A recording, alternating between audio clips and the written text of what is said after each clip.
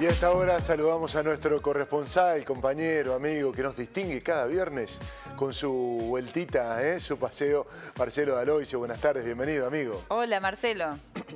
Marina, Pablo, ¿qué tal? Un placer enorme.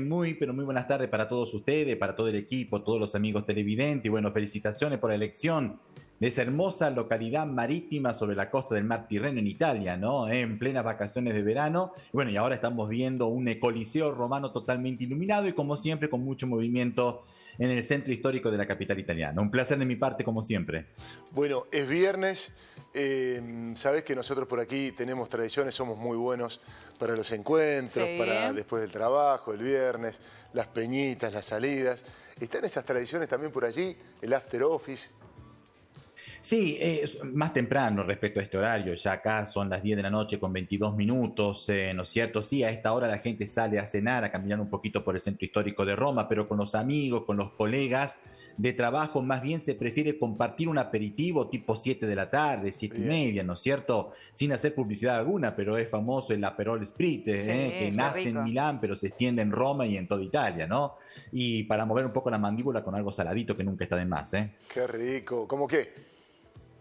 Y bueno, salame, queso, digamos, algunas cositas saladitas, ¿no? Junto con un aperol, efectivamente, con alguna copa de espumante italiano que le hace la competencia al champagne, ¿no es cierto? Yo tomo, digamos, una gaseosa porque no tomo alcohol, sinceramente, ¿no? Soy un tipo medio raro, porque si tomo una copita de alcohol después me duele la cabeza 4 días seguidos, pero bueno, cada uno tiene su gusto, ¿no? Claro, claro. Sí, claro. Pero no es muy común en Italia, o sí, sabrás decirnos vos, con amigos juntarse en viviendas particulares. ¿Es más del bar, de la calle, o también se da esa situación? Sí, vos sabés que se junta la gente en la calle, no, perdón, en las casas para compartir una cena, ¿no es cierto? O cuando hay algún evento particular, quizás un partido de fútbol, nos juntamos en casa y miramos todo el partido, ¿no? Efectivamente, pero como decís vos, Marina, más bien la gente se junta en los bares, tanto de las grandes metrópolis como de las localidades del interior más pequeñas, ¿no? El bar siempre ha sido un punto de socialización entre los italianos, ¿no es cierto? Para discutir. Bueno, ahora estamos en campaña electoral en Argentina, acá en Italia no se salvaría ninguno, ¿no es cierto? A muchos les picaría la oreja, sinceramente, en los bares italianos. Bueno, te tenemos que preguntar por eso. ¿Qué mirada tenés vos desde allá? ¿Cuál percibís entre la gente, si es que se habla, si es que no se habla, de estas primarias que vamos a vivir el domingo aquí en Argentina? No, se habla mucho, Pablo, de estas elecciones. Sobre todo, ¿saben qué, queridos amigos? Los medios europeos le explican, por supuesto, no todos los medios de Europa, para ser honesto, pero algunos portales, algunos diarios, algunas agencias le explican a los europeos, digamos, el significado de las PASO, porque no es algo común para el ciudadano medio de Europa. Porque cuando hay elecciones primarias, acá, ¿quién vota en las primarias? ¿No es cierto? El afiliado a un partido político para elegir al candidato. Claro, no todo el mundo y de forma obligatoria. Ya por sí nomás acá en Italia, como el resto de Europa Occidental, no es obligatorio ir a votar en las elecciones generales. Fíjense ustedes si se puede obligar a la gente a votar en las primarias. Entonces le explican efectivamente y después, claro, en varios diarios, en algunas cadenas televisivas se ha hablado, por supuesto, del contexto socioeconómico y político de la Argentina, cuáles son los candidatos, efectivamente. Sí, hay muchos candidatos, pero prevalentemente hablan de 4, de Massa, de Larreta, de Bullrich, de Milei. Hablan de este último también como una novedad respecto a los otros personajes que ya tienen su experiencia política, en otros ejecutivos. Y bueno, se está hablando, pero por supuesto hay un común denominador: que la campaña electoral en Argentina arranque el lunes, ¿no es cierto?, en perspectiva de octubre, y no ahora. Pero bueno, esa es la mirada que tienen los europeos respecto a nuestro país. Está bien, sí. Bien, bueno, Marcelo, vamos de lleno a meternos en la agenda, referenciando primero las inundaciones y los incendios en diferentes países de Europa con consecuencias fatales. Fíjense en ustedes estas imágenes, Marina, Pablo, queridos amigos, son imágenes que nos llegan desde Noruega. Es impresionante. Allí 3.800 personas han tenido que ser evacuadas. Vemos las imágenes dantescas, han tenido que interrumpir un montón de rutas. Fíjense ustedes cómo el caudal de este río está trasladando a este inmueble.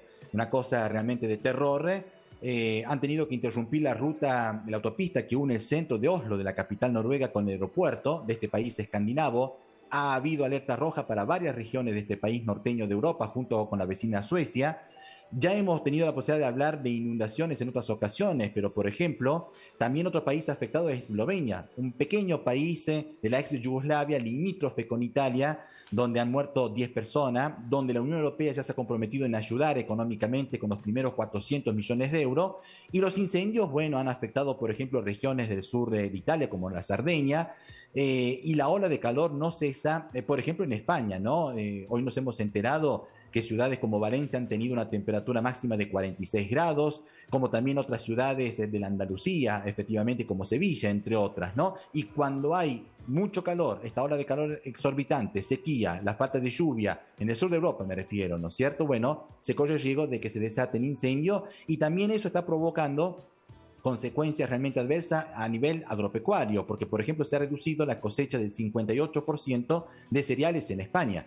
Pero eso es lo menos importante respecto a las vidas humanas que se pierden. Solamente en España, a causa de la ola de calor, desde el pasado 1 de junio hasta el día de la fecha han muerto 1.320 personas, solo en España, para que no hablemos de cambio climático todos los días, ¿no es cierto? Claramente, es todo un dato ese. En medio de estas noticias yo me atrevo a preguntarte por tu visión.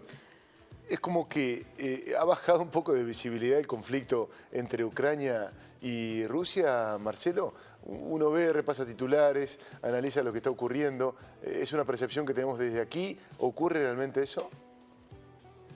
Para ser honesto, en los principales noticieros que tenemos en Europa se continúa hablando de la guerra en Ucrania. Inclusive hay colegas periodistas que son enviados de guerra especial en el lugar de los hechos, de los enfrentamientos. Pero ¿por qué no se habla demasiado, no siendo el primer título, digamos, de los noticieros europeos? Primero de todo porque hay otras prioridades a nivel económico, sobre todo también acá en Europa, porque no nos quedamos cortos, ¿no? Pero sobre todo las cosas porque no hay avance a nivel de diplomático entre las partes en conflicto. Claro. Se ha hablado un poquito más de Ucrania, Pablo, Marina, gracias al llamamiento a la paz que ha hecho el Papa Francisco en el marco de la Jornada Mundial de la Juventud de Lisboa. Sobre todo cuando besó una bandera de Ucrania de una chica que participó en una misa presidida por él mismo en la Nunciatura Apostólica justamente de la capital portuguesa, ¿no es cierto? Y ahora se dice, y por eso se está hablando un poquito más en estos últimos días de este conflicto, se dice que el Papa Francisco se habría puesto de acuerdo con algunos líderes europeos para permitir que haya un cara a cara, algo que sería histórico, sinceramente, entre el presidente Zelensky y el presidente Vladimir Putin, o sea, los mandatarios de Ucrania y de Rusia respectivamente, en el marco de la cumbre sobre, digamos, el cambio climático COP28 que se va a llevar a cabo en los Emiratos Árabes Unidos. Si el Papa llegara a lograr este encuentro, bueno, pasaría a la historia. Bueno, claro. Siempre hay que tratar de apostar al diálogo y hay que hacer todo lo posible e imposible para que las partes se acerquen y no sigamos viendo en pantalla la cantidad de jóvenes que pierden la vida de un lado y del otro, con el sufrimiento de sus respectivas familias, ¿no es cierto? Bien, quiero consultarte por una iniciativa que encontré cierta analogía con algo que había pasado en Argentina cuando se trató de analizar, de avanzar con un impuesto a la riqueza. El gobierno italiano anticipó este nuevo impuesto sobre las millonarias ganancias de los gigantes de la web. ¿De qué se trata y qué impacto está generando esto en Italia? A ver, Marina, te agradezco por la pregunta porque Giorgia Meloni es de derecha. La primera noticia que yo creo que es impactante es que un gobierno de extrema derecha toma la decisión de crear impuestos nuevos, dicen temporales, pero para los beneficios extraordinarios de las grandes empresas multinacionales, ¿no? Vos hacías referencia a los gigantes del web, sí, tipo Amazon, Netflix, digamos, Google, entre otras. Porque ella está convencida que estas grandes multinacionales generan importantes negocios acá en Italia, pero no pagan un euro de impuesto. Y entonces también ellas tienen que aportar su humilde granito de arena. No sería una novedad, porque yo recuerdo, y lo comentábamos el miércoles pasado, apenas se dio a conocer la noticia, la misma Premier Giorgia Meloni ha creado un impuesto del 40% sobre las ganancias extraordinarias de los bancos, respecto a los ejercicios 2022 y 2023, siempre y cuando, digamos, estas ganancias superen el 6% de la ganancia que habían tenido un año anterior, el año antes, ¿no es cierto? Bueno, este otro ejemplo más. Claro, si ustedes me preguntan qué opinión tiene la gente común y corriente de la calle respecto a estas medidas, entre comillas, de izquierda por parte de un gobierno de derecha, la gente está chocha y contenta con Giorgia Meloni con estas iniciativas, ¿no?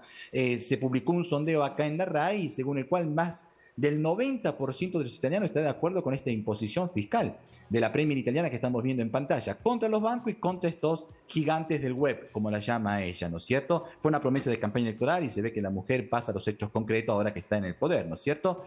Claro, ustedes podrán preguntarse, ¿y con esos recursos qué? ¿Sirve, digamos, para aumentar las arcas del Estado? Efectivamente no, según ella dice que es para ayudar a las familias que están pagando un préstamo hipotecario aumentado con cuotas desproporcionadas después que el Banco Central Europeo aumentara los tipos de interés. Claro. Cuando el banco emisor aumenta el tipo de interés, automáticamente vos tenés que pagar más intereses de tu cuota al banco, al cual le pediste un préstamo para pagarte la casa, o el empresario que ha tenido que pedir un préstamo para realizar una inversión, ¿no es cierto? Y proteger los puestos de trabajo. Y bueno, les doy un dato. Conozco gente acá en Italia, sin ir más lejos, que ha estado pagando 450, 500 euros mensuales de préstamo hipotecario, digamos, al banco para pagarse la casa, y ahora, después del aumento de los intereses para frenar la inflación, porque por ahí viene el asunto, están pagando casi 700 euros. Y Giorgia Meloni, con estos impuestos extraordinarios, quiere, digamos, otorgar un subsidio para la familia de renta media baja para que tengan un poquito más de oxígeno y puedan cumplir con su compromiso con los bancos, ni más ni menos. Por eso la gente está muy de acuerdo con esta medida de Giorgia Meloni. Claro, pero es muy llamativo que venga de un gobierno de derecha, claro, como es el de Meloni, porque uno asocia más esta cuestión a los gobiernos más progresistas o de centro izquierda. Me pareció muy llamativo, así que, bueno, lo vamos a seguir de cerca. Marcelo, como siempre ha sido un placer. Gracias por tu tiempo. Un gustazo enorme, me quedo a disposición de ustedes, efectivamente deseándoles un hermoso fin de semana y seguimos comunicados cuando dispongan. Muchas gracias. Un abrazo. Buen fin de semana. Gracias, igualmente.